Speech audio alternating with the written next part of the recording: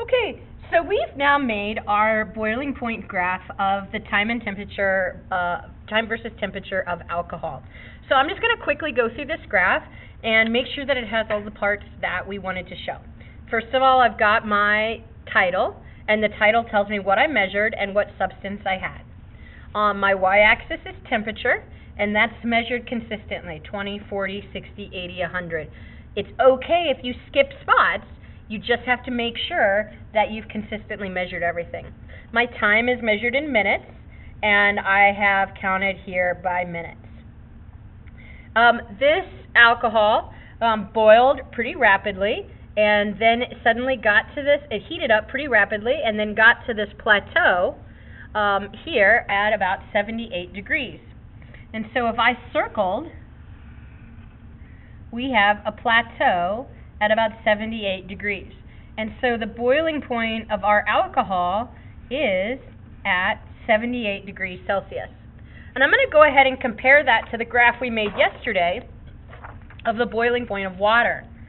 Yesterday's plateau was right here at 96 degrees Celsius.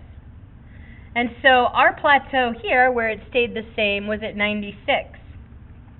So our boiling point was about 96 degrees Celsius.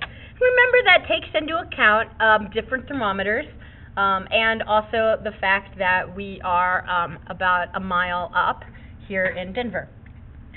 So as I look at these two graphs, what I'm the most interested in is the fact that they really clearly show that the boiling point is different. My boiling point of my alcohol is more than 10 degrees, almost 20 degrees lower than the boiling point of my water.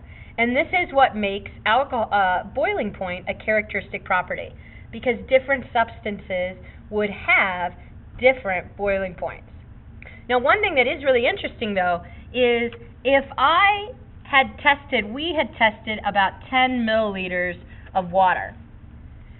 So we used about 10 milliliters of water. If I had tested 20 milliliters of water, what do you think my boiling point would be? As you're thinking about that, remember that boiling point is a characteristic property, so it can be used to identify the substance. So even if I had more of my substance, my boiling point would just still stay the same. My graph, if I was doing 20 milliliters, might look more like this.